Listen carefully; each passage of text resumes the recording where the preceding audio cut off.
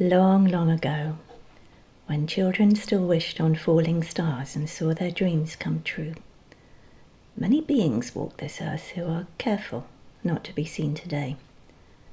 This story is about a standoff between two of them, a tiny nymph and a big, fat, farting goblin.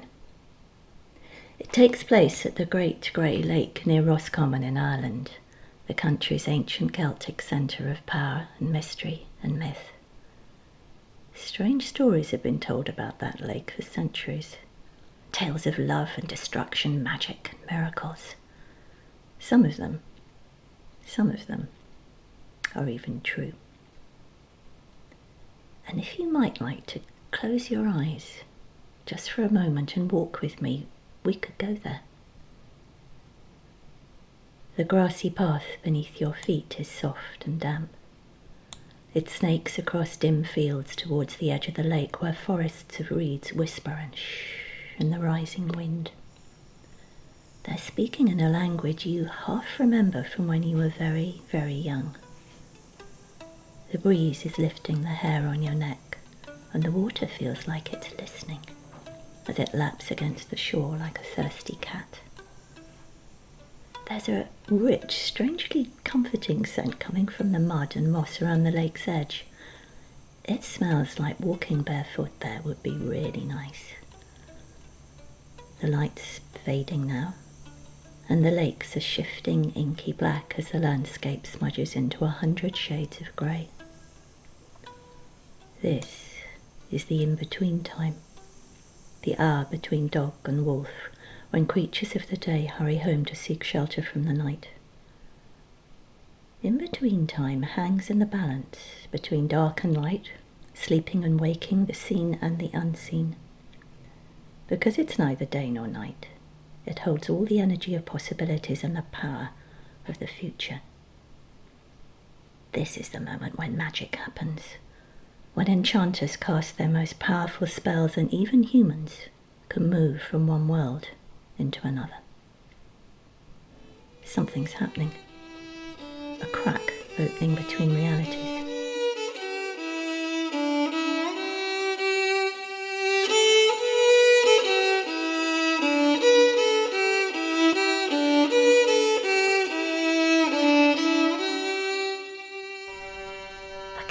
Gentle humming starts up, and there are glints of green light. A small nymph is perching on a stone at the edge of the lake. She wasn't about a moment ago, but she's sitting there now, singing to herself, twisting a strand of shining green beads around and around her wrists and neck, utterly entranced, as if she has never seen anything so beautiful. She's got long, tangly red hair. The hem of her dress is soggy, and her bare feet are muddy. Then comes the sound of soft mud squelching. Something's coming through the reeds. You can't quite see it yet, but it sounds like something large.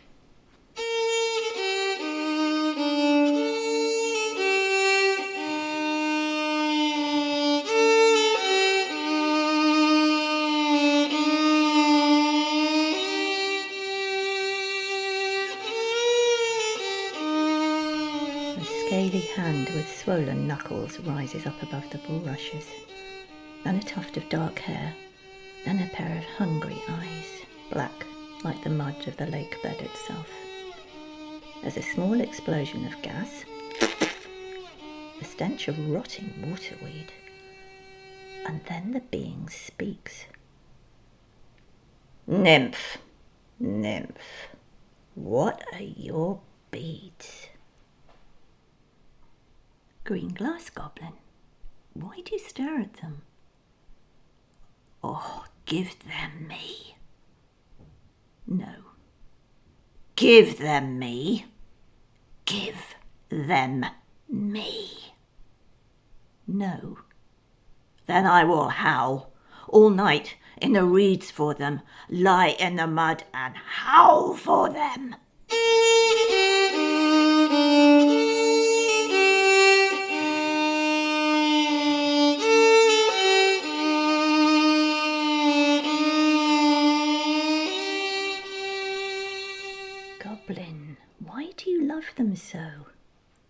Ah, they are better than stars or water, better than the voices of winds that sing, better than any man's fair daughter, your green glass beads on a silver string. Hush, I stole them from the moon. Give me your beads. I want them. No. I will howl in the deep lagoon for your green glass beads. I love them so.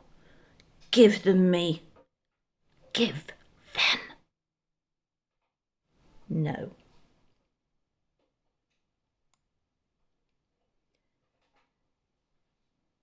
That was Overheard on a Salt Marsh by Harold Monro, written in 1917.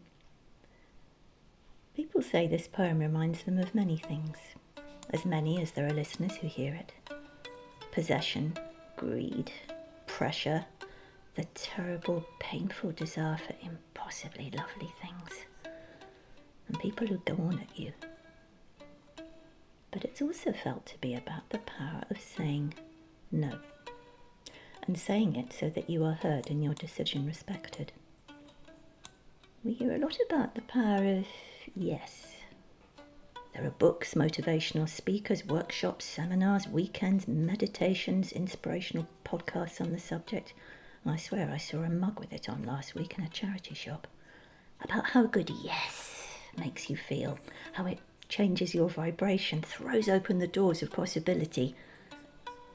All true. But what about the power of no, huh? Not even sorry, no. Just no. Most of us are a bit out of practice with that one. That nymph may have been tiny, but she had no trouble being clear and was not shy of uttering the N word. Interestingly, she did not shout, throw rocks at the goblin's knobbly head, or even feel it necessary to explain herself. She just said it. And she did not back down. Can you remember the last time you wanted to say no, but somehow it came out as, oh, all right then? When you got manoeuvred into something that did not sit well with you? Think back for a second. You got something. Okay.